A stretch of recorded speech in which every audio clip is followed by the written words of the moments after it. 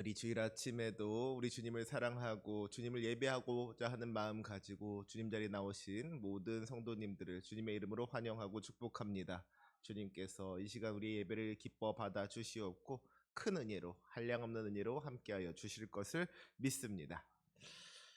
사랑하는 우리 성도 여러분, 혹시 외국에 나가서 살아본 적이 있으십니까? 혹은 꼭 외국까지는 아니더라도 원래 오랫동안 살아오던 고향을 떠나서 새로운 곳에 정착하는 경험을 해보신 분들이 있으십니까? 나에게 익숙한 곳을 떠나서 새로운 곳으로 간다는 것이, 본토 친척 아비집을 떠난다는 것이 참 쉽지가 않은 일인 것 같아요. 저도 선교사로 있으면서 필리핀에서 6년 동안 살아봤던 경험이 있었는데요. 그 6년 동안 참 우리나라가 많이 그립고 사랑스럽더라고요. 필리핀에 오래 있으면 오래 있을수록 더 적응이 되는 건 물론 있지만, 더 익숙해지는 건 있지만, 그럼에도 불구하고 고국이 더 그리워져서 나름의 향수병을 앓았던 기억이 납니다. 먹는 것이 그랬던 것 같아요. 저는 생각보다 이것저것 잘 먹습니다. 가리는 음식 없이 뭐든지 잘 먹는 편이라서 먹는 것 때문에 어려움을 겪는 일이 잘 없는데요. 그래서 필리핀에 가서도 필리핀 음식을 먹는데 조금도 거리낌이 없었어요.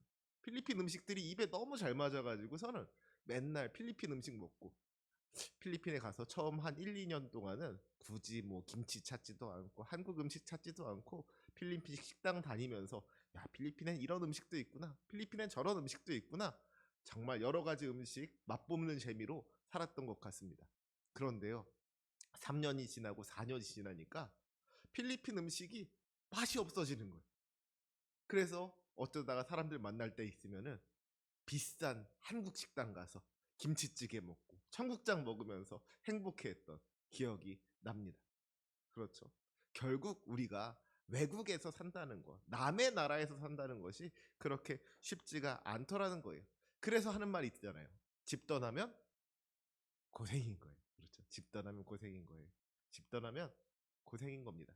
아무리 좋은 호텔이라고 할지라도 그 호텔에서 하루 이틀 호캉스 하는 게 좋은 것이지, 호텔에서 쭉 산다 그러면 결코 편하지 않을 것이죠. 때로 좀 좁더라도, 좀 뭐 정리도 안 돼 있고 어질러져 있더라도 그래도 내 집이 마음 편한 것이지, 남의 집살이 한다는 것이, 집 떠난다는 것이 결국에는 고생이 될 수밖에 없더라는 것이죠. 오늘 우리가 함께 나눌 말씀은 이 나그네라는 정체성으로부터 시작합니다. 오늘 말씀 11절 말씀 우리 같이 한번 읽어볼까요? 시작. 사랑하는 자들아, 거류민과 나그네 같은 너희를 권하노니 영혼을 거슬러 싸우는 육체의 정욕을 제어하라. 지금 사도 베드로가 이 편지를 받는 사람들을 뭐라고 부르고 있어요? 사랑하는 자들아, 거류민과 나그네 같은 너희를 권하노니 그랬어요. 너희들이 거류민과 나그네 같다 그랬습니다. 거류민은 뭐예요? 지금 여기에 거하기는 하지만 원래 이곳에 속한 사람이 아니라 다른 데서 온 사람들, 잠깐 지내는 사람들이다 하는 것이죠. 나그네는 어떻습니까? 거기서 더 나가서 흘러가는 나그네, 정말 그곳에 잠깐 지나는 사람, 이런 사람을 이야기하는 것입니다. 왜 이런 이야기가 나왔느냐? 이것은 중의적인 의미를 담고 있는 것이죠.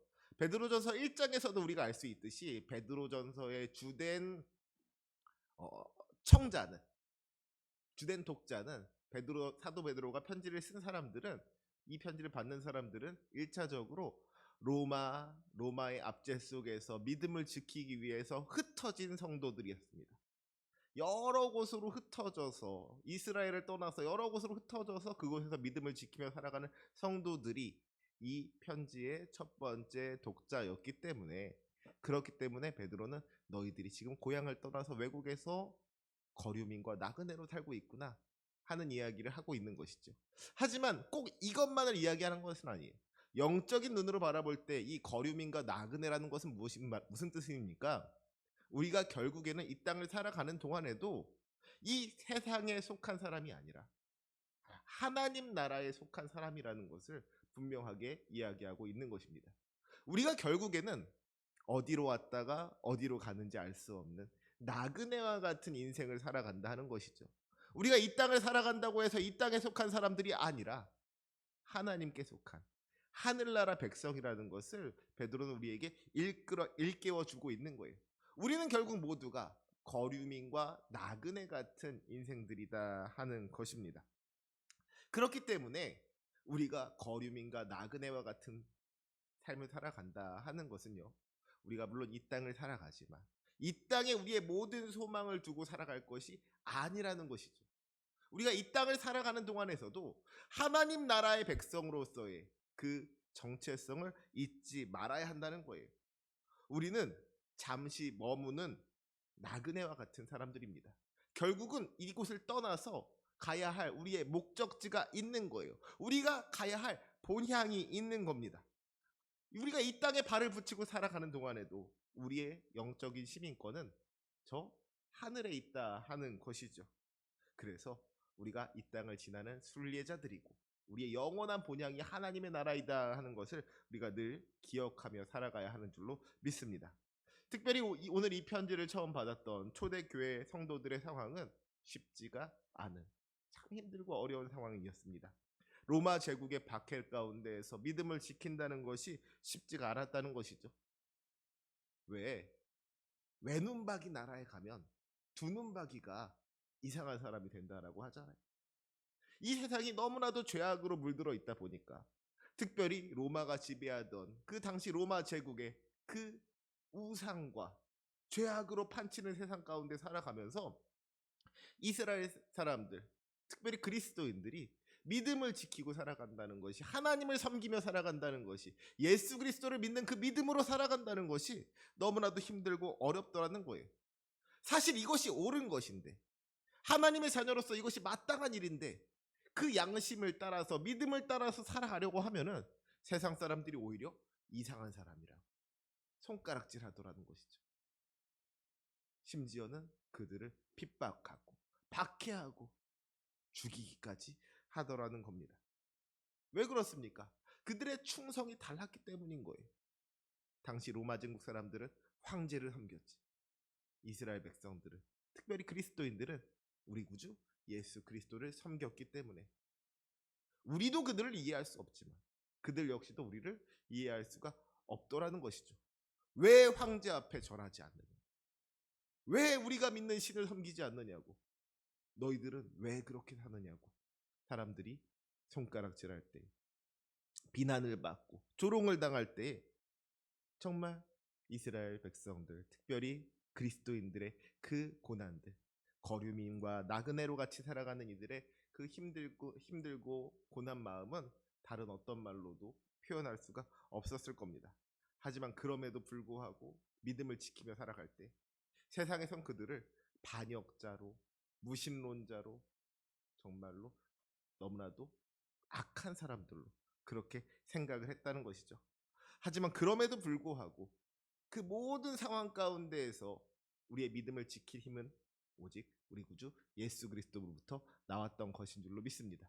이것이 어쩌면 우리들 안에서도 마찬가지인 것 같아요. 오늘날 이 세상은 어떻습니까? 저 옛날 로마 시대에 비교해서 오늘날 우리가 살고 있는 2025년의 이 대한민국이 더 낫다고 할 수 있겠습니까? 어떤 부분에서는 그 시절보다 지금이 더 악하고 더 부패하고 더 타락한 시대를 우리가 살고 있는지도 모르겠다는 생각을 하지 않습니까? 그럴수록 우리가 더 붙잡아야 할 것은 우리 주님이시고 우리 예수님이시고 구원하신 하나님이신 줄로 믿습니다. 흔들리지 않는 믿음으로 주님을 붙잡고 살아가는 것이 하나님 나라 백성으로서 우리가 이 땅을 살아가는 방법이 되는 줄로 믿습니다. 우리가 이 땅을 살아간다고 해서 이 땅에 물드는 것이 아니라 하나님 나라 백성으로서의 정체성을 잃어버리지 아니하고 그 믿음을 잃어버리지 아니하고 흔들리지 않는 믿음으로 오히려 세상을 변화시켜 나가야 한다는 것이죠. 특별히 오늘 본문은 단순하게 착하게 살아야 한다는 도덕적인 권면이 아닙니다. 이것은 우리의 영적인 생존 전략이고 세상 가운데 하나님의 영광을 드러내기 위한 선교 전략인 거예요. 우리가 이 세상을 무엇으로 이길 수가 있겠습니까? 힘으로 이 세상을 이길 수가 있겠습니까? 우리가 우리의 능력으로 이 세상을 이길 수가 있겠습니까? 우리가 가지고 있는 유일한 무기. 그것은 세상이 흉내낼 수 없는 우리의 믿음. 그리고 그 믿음에 나타내는 선한 행실이더라는 것이죠. 우리가 정말로 세상 가운데 세상과 다른 모습을 보여주는 것이, 세상 사람들이 생각만 하고 상상은 하지만 감히 그렇게 살 수 없는 선한 행실을 세상에 보여주는 것이 오히려 이 세상 가운데에서 우리의 믿음을 증거하는 일이 되고 이 세상을 변화시키는 일이 된다. 그것이 우리의 무기가 된다 하는 것을 사도 베드로는 우리에게 분명하게 이야기하고 있는 겁니다. 이것이 우리들에게도 똑같이 적용되고 있는 거예요. 오늘 말씀 11절에 보니까 뭐라고 했어요? 영혼을 거슬러 싸우는 육체의 정욕을 제어하라 그랬습니다. 먼저 우리가 이 악한 세상과 대적하여 싸우기 위해서는 우리 안에서의 싸움을 싸워서 이겨야 할 수가 있는 겁니다. 옛말에 수신제가 치국평천하 그랬어요. 먼저 내 몸부터 다스릴 수 있어야지 내 집안을 다스릴 수 있고 나아가 이 나라를 다스릴 수 있고 세상을 다스릴 수가 있다 하는 이야기인 것이죠. 내가 우리 안에 있는 우리의 영혼을 더럽히려고 하는 육체의 정욕을 제어하지 못한다면, 그래서 내 마음 안에 죄짓고 살아간다면 우리가 이 악한 세상과 싸워서 이길 수가 있겠습니까? 그렇지 않더라는 거예요. 그렇기에 이 악한 세상과 싸울 힘을 얻기 위해서는 무엇보다 먼저 우리 안에 있는 이 육체의 정욕을 다스리는 일이 필요하다는 것이죠. 우리의 영혼을 더럽히려고 하는 그 모든 육체의 정욕을 다스려서 먼저 우리의 영혼을 정결하게, 깨끗하게, 거룩하게 하는 것이 이 세상을 이길 힘이 된다 하는 것을 우리가 분명하게 기억해야 할 줄로 믿습니다. 특별히 여기서 베드로는 싸운다는 표현을 사용하고 있어요. 싸운다. 그렇죠? 우리의 영혼 안에도 영적인 전쟁이 벌어지고 있다는 겁니다. 그렇기 때문에 이 싸우는 것, 이 싸움에서 승리하지 못한다면, 이 싸움에서 패배하고 만다면 육체의 정욕에 우리의 모든 영혼을 내어줄 수밖에 없게 된다는 것이죠. 우리의 영혼을 빼앗기게 된다는 거예요. 그렇기에 우리는 이 육체의 정욕과의 싸움에서 이겨야 하는 줄로 믿습니다. 특별히 여기서 말하는 육체의 정욕은 우리 안에 있는 몇 가지 나쁜 습관 아니면 어떤 성적인 타락들 이런 것만을 의미하는 것이 아니죠. 이것은 하나님으로부터 오지 않은 우리 안에 있는 모든 인간적인 이기적인 욕망들, 나쁜 본성들을 다 의미하는 거예요. 자기 자신을 높이고자 하는 교만함, 다른 사람을 시기하고자 하는 마음, 더 많이 가지고 싶은 탐욕, 쾌락을 쫓는 음란함, 세상을 향한 끝없는 갈망, 인정받고 싶어하는 욕심들, 이런 여러 가지 마음들이 우리 마음 가운데 분명히 있더라는 것이죠. 이 모든 것들이 우리의 영혼을 대적하여 싸우는 육체의 정욕들이라는 거예요. 이러한 정욕들은요, 우리가 나그네라는 것을 잊게 만듭니다. 이 세상이 전부인 것처럼 우리를 속이고 영원한 하나님 나라를 향한 우리의 시선을 빼앗아서 이 땅 가운데 마음을 두고 살게 만든다는 거예요. 이게 무슨 말이냐? 여러분 생각해 보세요. 우리가 정말로 하나님 나라 백성이라는 것을 잊지 않고 살아간다면 세상 가운데에서 더 많은 것 가지기 위해서 욕심 부릴 필요가 있겠습니까? 우리가 지금 잠깐 왔다가 다시 돌아갈 사람들이라는 것을 기억한다면 이 땅에 많은 것들을 쌓아놓으려고 하겠어요? 남의 것을 시기하고 질투하고 빼앗으려고 하고 이 땅 가운데에서 즐거움을 누리고 이 땅 가운데서 성공하기 위해서 그렇게 아등바등 살게 되겠습니까? 그렇지 않을 거예요. 그런데 자꾸만 세상 것들이 좋아 보이게 하고 자꾸만 세상 것들에 욕심내게 하는 것, 이 모든 것들이 우리 육체의 정욕이다라는 것이죠. 그 육체의 정욕에 빠져버리고 말이면 우리가 세상만을 바라보게 되는 거예요. 하나님 나라를 잊어버리게 되는 겁니다. 결국 우리의 믿음이 흔들리게 되는 것이고 그 믿음을 잃어버리게 되는 것이죠. 그렇기 때문에 이 싸움은요, 이 영적인 전쟁은 단순히 육체의 정욕을 몇 번 이긴다고 해서 되는 것이 아닌 겁니다. 이것은 충성의 싸움인 거예요. 우리가 육체의 정욕을 쫓아서 살아갈 때마다 우리는 이 세상 나라, 이 세상적인 가치관에 충성을 맹세하는 것과 같은 것이죠. 반대로 우리가 성령님을 의지하여서 그 정욕을 제어할 때마다 우리는 하나님 나라 백성으로서 우리의 왕이신 하나님께 충성을 선포하는 것과 같은 거예요. 우리 내면에서 벌어지고 있는 이 거룩함을 향한 싸움이야말로 세상 가운데에서 우리가 순례자로 살아가기 위한 첫 번째 걸음이 되는 줄로 믿습니다. 먼저 이 싸움에서 승리하지 않고서는 이 악한 세상을 이길 힘이 도무지 나지가 않는 거예요. 우리가 먼저 우리 육체의 정욕을 다스릴 때, 우리 육체의 정욕을 제어할 때 우리가 세상을 이기고 승리할 수 있게 되는 줄로 믿습니다. 먼저 이 육체의 정욕을 다스림으로 말미암아 세상 이기고 승리할 수 있는 저 여러분이 되시기를 주님의 이름으로 축복합니다. 그리하여 우리 내면적인 전쟁에서 거룩함을 지켜낸 성도들은 이제 세상 속에서 어떻게 살아야 하느냐? 베드로는 우리의 삶을 통하여서 우리 하나님의 그 말씀을 나타내라고, 하나님의 뜻을 이루어내라고 권면하고 있습니다. 우리 12절 말씀도 같이 한번 읽어볼까요? 12절 시작. 너희가 이방인 중에서 행실을 선하게 가져 너희를 악행한다고 비방하는 자들로 하여금 너희 선한 일을 보고 오시는 날에 하나님께 영광을 돌리게 하려 함이라. 아멘. 여기서 지금 한 가지 전제가 있죠. 세상 사람들이 우리를 보고 뭐라고 한다는 거예요? 우리가 악행한다고 비방을 한다는 거예요. 세상 사람들이 결코 우리를 인정해주지 아니하고 우리를 손가락질하면서 우리에게 악행한다고 비난을 한다는 것이죠. 그러면 우리가 그 비방에 어떻게 맞서야 하느냐? 우리를 비방하는 자들과 맞서 싸워야 하느냐? 우리는 그런 악행을 한 적이 없다고 그들에게 변론을 해야 하느냐? 그런 게 아니라는 거예요.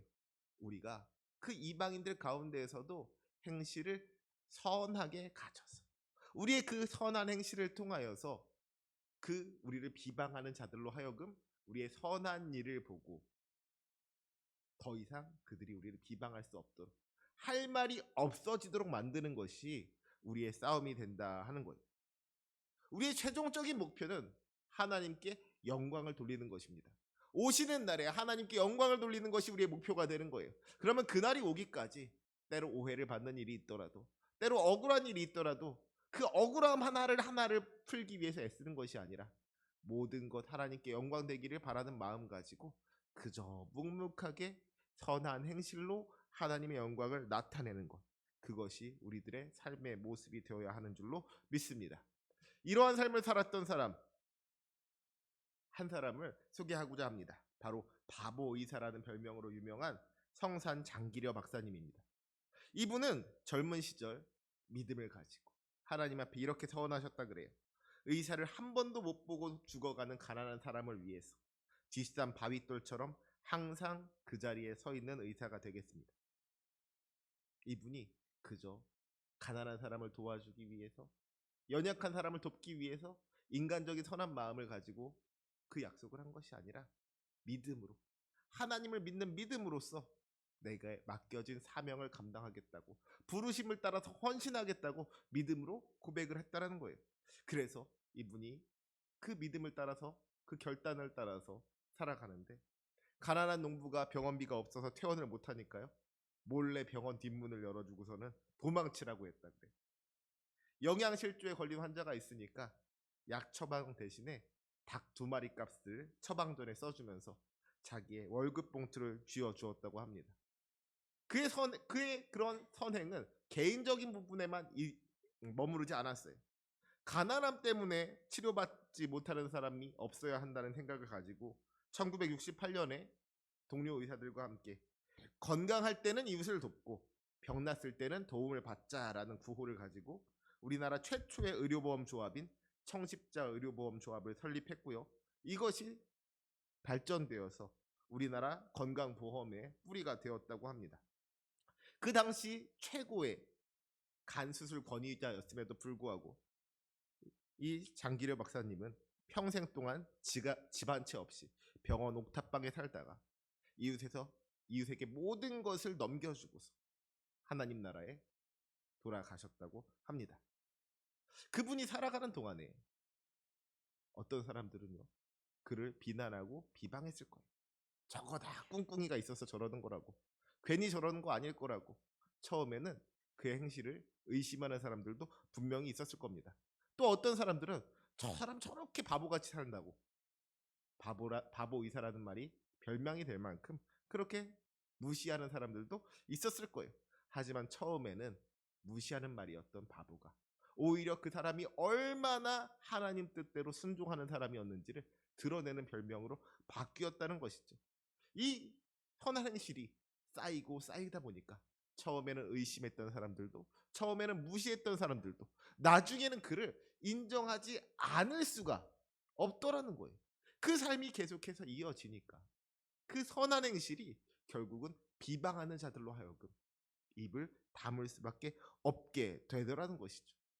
우리의 삶 역시 이와 마찬가지가 되어야 할 줄로 믿습니다. 우리가 믿음으로 살면서 사실은요, 때로 억울할 때가 있어요. 그게 무슨 말이냐? 여러분 생각해 보세요. 세상 사람들이랑 믿는 사람들이랑 어떤 사람들이 세상의 기준으로 볼 때에도 누가 더 착하게 살겠습니까? 누가 더 선한 일을 많이 하고 누가 더 좋은 일을 많이 하겠습니까? 세상 사람들이 많이 할까요? 그래도 믿는 사람이 많이 할까요? 확신이 없으셔요? 저는 그래도 우리 믿는 사람들이 세상 사람들보다 조금이라도 나으면 낫다고 믿어요. 세상 사람들보다 조금이라도 더 착하고 선하게 살아간다고 믿습니다. 그런데 문제는요, 그런 것 같아요. 여러분, 착한 사람이 착하게 살다가 한 번 나쁜 짓을 하면은요, 사람들이 뭐라 그래요? 네, 저 사람 저럴 줄 알았다. 저 위선자였다. 저 겉으로는 멀쩡한 척하면서 착한 척하면서 뒤에선 그냥 얼마나 호박씨를 깠는지 모르는 저런 사람, 저건 정말 나쁜 사람이라고 온갖 비난이 그를 향하게 되는 거예요. 그런데 반대로요, 정말 못된 사람이 한 번 좋은 일 하면은, 야, 이 사람 다시 봤다. 이 사람 진짜 나쁜 사람인 줄 알았는데 알고 보니까 이 사람 안에도 이렇게 좋은 부분이 있었다고 얼마나 칭찬을 받게 되는지 몰라요. 그러니까 가만히 생각해 보면은 평소에 좀 이렇게 못되게 살다가 가끔 한 번씩 좋은 일 하는 게 오히려 인정받고 사는 거 아닌가, 칭찬받고 사는 거 아닌가 하는 생각을 하게 됩니다.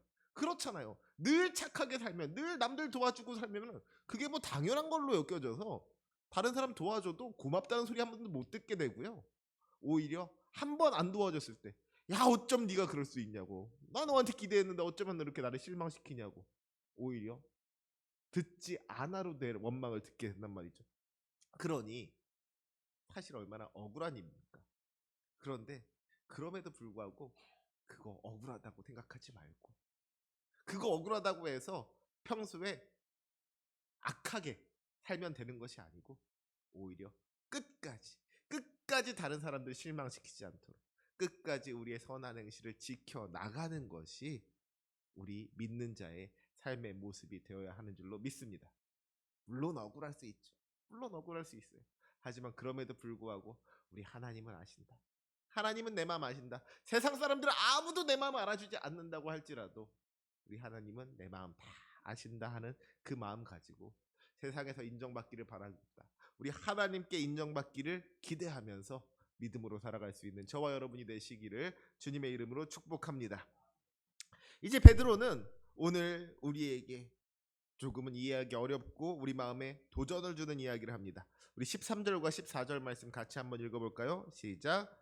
인간의 모든 제도를 주를 위하여 순종하되 혹은 위에 있는 왕이나 혹은 그가 악행하는 자를 징벌하고 성행하는 자를 보상하기 위하여 보낸 총독에게 하라. 아멘. 이것은 아마도 그 당시 핍박받던 성도들에게는 충격적인 이야기였을 것 같아요. 그 당시 로마 제국이 그리스도인들을 억압했단 말이에요. 핍박했단 말입니다. 심지어는 잡아서 죽이기까지 했다는 말이에요. 그런데 그런 로마의 높은 사람들, 위에 있는 왕과 총독에게 순종하라는 말을 하는 것이 이게 얼마나 힘든 일이겠습니까?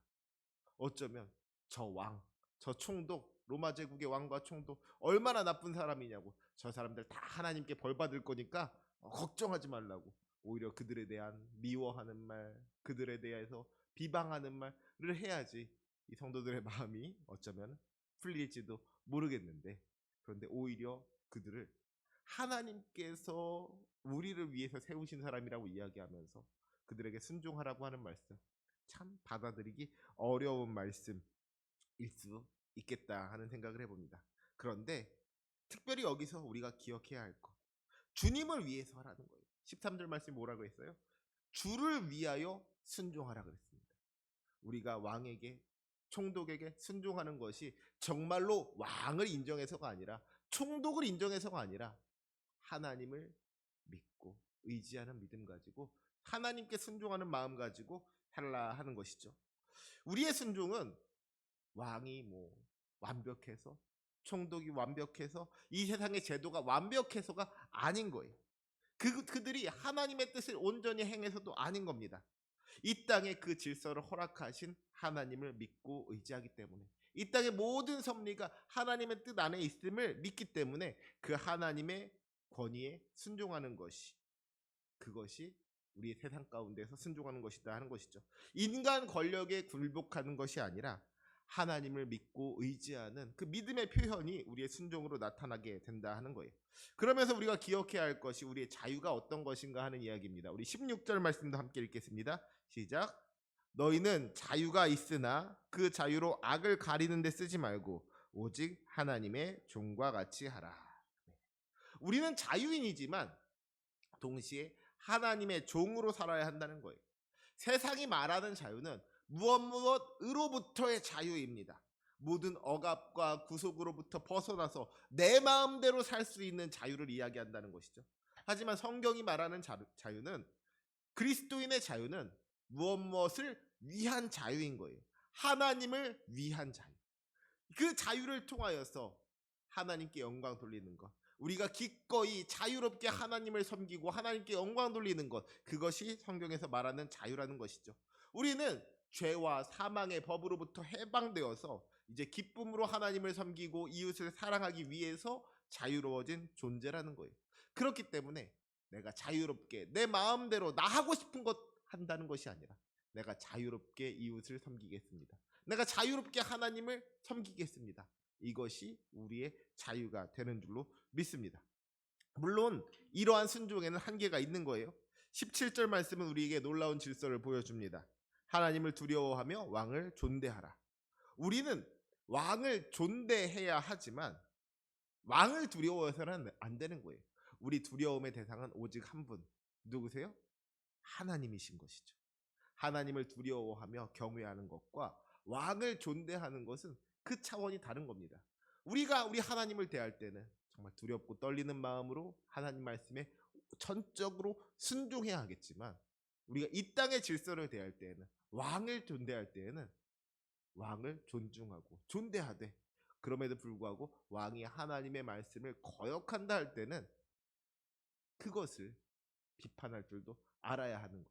선지자와 같이, 마치 나단 선지자가 다윗 왕의 그 잘못을 비판했던 것과 같이, 아무리 왕이라고 할지라도 그가 하나님의 뜻을 거스를 때는 맞섰을 수 있어야 하는 것이, 그것이 우리의 순종이다 하는 것을 분명하게 성경은 기록하고 있는 거예요. 우리가 잘 알고 있는 보네퍼 목사님이 어땠습니까? 그가 독일 교회를 장악하고 유대인을 학살하는 히틀러에게 저항했던 것은 그것이 하나님을 두려워했기 때문에, 왕보다 더 높은, 히틀러보다 더 높은 하나님을 경외하는 믿음이 있었기 때문이더라는 거예요. 그렇기 때문에 그는 결국 불의한 정권에 저항하는 길을 택했던 것이죠. 그것이 인간적인 반항이 아니라 오히려 하나님을 향한 더 높은 차원의 순종이 되었다 하는 겁니다. 그래서 베드로는 이 모든 원리를 17절 말씀 한 구절에 압축해서 담아내는데, 우리가 이 17절 말씀 다시 한번 읽어봤으면 좋겠습니다. 함께 읽겠습니다. 시작. 무사람을 공경하며 형제를 사랑하며 하나님을 두려워하며 왕을 존대하라. 무사람을 공경하라 그랬습니다. 모든 사람 가운데에는 하나님의 형상이 들어있는 거예요. 우리는 그렇기 때문에 모든 사람을 공경할 수 있어야 하는 겁니다. 나보다 높은 사람만 공경하고 나보다 낮은 사람은 무시하는 것이 아니라, 내가 좀 나한테 도움이 될 만한 사람들만 잘해주고 나한테 도움이 안 되겠다 싶은 사람은 막대하는 것이 아니라, 모든 사람, 무엇 사람을 공경할 줄 아는 것이 하나님의 뜻이다 하는 것이죠. 그 사람의 어떤 지위와 신념과 상관없이 더 나아가서 예수 믿지 않는 사람이라고 할지라도 모든 사람을 우리가 공경할 줄 알아야 한다 하는 거예요. 두 번째로 뭐라 그랬어요? 형제를 사랑하라. 이것은 우리 교회 공동체를 하나로 묶는 특별한 사랑을 이야기하는 겁니다. 세상이 우리를 보고 너희가 서로 사랑하면 이로써 모든 사람이 너희가 내 제자인 줄 알리라 그랬어요. 우리가 세상 사람도 사랑해야겠지만 그보다 먼저 교회 안에 주님의 사랑이 넘쳐야 한다는 것이죠. 세상 사람들이 우리 믿는 사람들을 보면서 야, 정말 교회는 사랑이 넘치는 곳이구나. 교회에는 정말 사랑이 가득하구나. 알 수 있도록 우리가 먼저 우리 믿는 사람들끼리 믿음의 형제들을 서로 사랑하는 일이 필요하다 하는 겁니다. 그래서 그를 통하여 주님의 사랑을 경험하는 곳이 교회가 돼야 한다 하는 거예요. 세 번째로 하나님을 두려워하라 그랬습니다. 앞에서도 이야기했지만 우리가 모든 일을 할 때 하나님을 경외하는 마음으로 살아야 한다는 거예요. 특별히 하나님을 두려워하는 사람이 죄 지을 수 있겠습니까? 죄를 지으려고 할 때마다 하나님께서 나를 지켜보고 계신다는 것을 생각한다면, 지금도 함께 하신 하나님께서 나의 모든 것을 바라보고 계신다는 것을 안다면 하나님을 두려워하는 사람은 우리의 삶을 거룩함과 정결함으로 지킬 수가 있게 되는 것이죠. 그러면서도 마지막으로 왕을 존대하라 그랬습니다. 이 세상의 질서들, 이 세상의 권위들을 존중할 줄 알아야 한다는 거예요. 믿는 사람이라고 해서 내 마음대로 사는 것이 아니라, 내 믿음대로 사는 것이 아니라 때로는 세상의 여러 가지 질서들을 존중하고 거기에 맞춰서 살아갈 때도 있어야 한다는 것이죠. 이 네 가지 명령을 우리가 늘 기억하며 살아갈 때 우리의 삶을 하나님께서 기뻐하실 뿐만 아니라 이 세상 사람들도 인정하게 될 줄로 믿습니다. 우리의 선한 행실을 보고 그들이 우리를 비방할 수 없게 되는 줄로 믿습니다. 우리의 이 선한 행실을 통하여서, 우리의 모든 믿음의 삶을 통하여서 하나님의 영광이 밝히 드러날 수 있게 되기를 주님의 이름으로 축복합니다. 사랑하는 성도 여러분, 이제 말씀을 정리하고자 합니다. 오늘 우리가 세상의 순례자로서 어떻게 살아가야 하는지에 대해서 세 가지로 생각해 보았습니다. 첫 번째로, 먼저 우리는 우리 내면의 전쟁에서 승리할 수 있어야 합니다. 우리를 넘어뜨리려고 하는 육체의 정욕을 다스릴 수 있어야 한다는 거예요. 우리의 싸움은 우리의 영혼 안에서부터 우리의 거룩을 지키는 일로 시작을 합니다. 두 번째로, 우리는 선한 행실로 복음을 증거해야 합니다. 말로만 복음을 전하는 것이 아니라, 입만 사는 성도가 되는 것이 아니라 우리의 모든 삶을 통하여서 하나님의 영광을 밝히 드러낼 수 있는 저와 여러분이 되시기를 주님의 이름으로 부탁드립니다. 마지막 세 번째로, 우리는 자유인으로서 순종할 수 있어야 합니다. 우리는 주님께서 주신 자유를 가진 사람들이지만 그 자유를 내 마음대로 사용하는 것이 아니라 하나님의 영광을 위하여서 사용할 수 있어야 한다는 것이죠. 하나님을 두려워하는 마음 가지고 세상의 질서에 순종하면서 하나님의 뜻대로 늘 사랑하며 섬기고 살아가는 것이 우리 삶의 모습이 되어야 하는 줄로 믿습니다.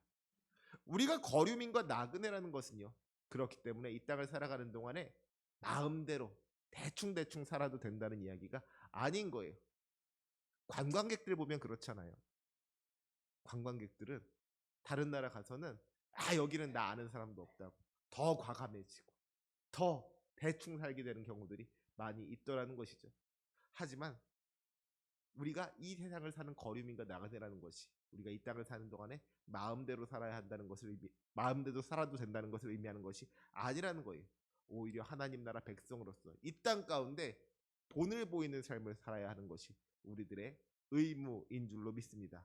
우리는 이 땅 가운데에서, 우리의 가정 속에서, 우리의 직장에서, 이 세상 가운데에서 하나님의 뜻, 하나님의 사랑과 정의와 하나님의 선하심이 어떤 것인지를 보여주기 위해서 부름받은 존재인 거예요.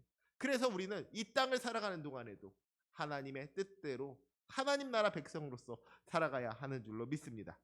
이것을 늘 기억하면서 우리의 모든 삶을 통하여 하나님께 영광 돌릴 수 있기를, 그리하여 이 땅 가운데 하나님의 나라가 임하게 하는 사명 이루며 살아가는 저와 여러분이 되시기를 주님의 이름으로 간절히 부탁드립니다. 아멘. 기도하시겠습니다. 사랑이 많으시고 은혜가 풍성하신 하나님 아버지, 우리를 사랑하사 구원하여 주시고 하나님 나라 백성으로 살게 하여 주시니 너무나도 감사드립니다. 우리가 이 땅을 살아가는 동안에도 세상에 물들어 죄악 가운데 살아가지 않기를 원하옵나니 먼저 우리의 영혼을 지켜낼 수 있게 하여 주시옵고 믿음으로 우리의 선한 행실을 세상 가운데 보일 수 있게 하여 주시옵소서. 우리에게 주어진 자유를 하나님의 영광을 위해서 사용할 수 있기를 원합니다. 우리가 가진 자유로 순종할 수 있기를 원합니다. 그리하여 온 땅 가운데 하나님의 나라를 증거하는 복된 인생들로 쓰임받게 하여 주시옵소서. 감사하며 우리를 구원하신 예수님의 이름으로 기도합니다. 아멘. 우리 찬송가 50장 찬송하시면서 드려진 예물 봉헌하도록 하겠습니다.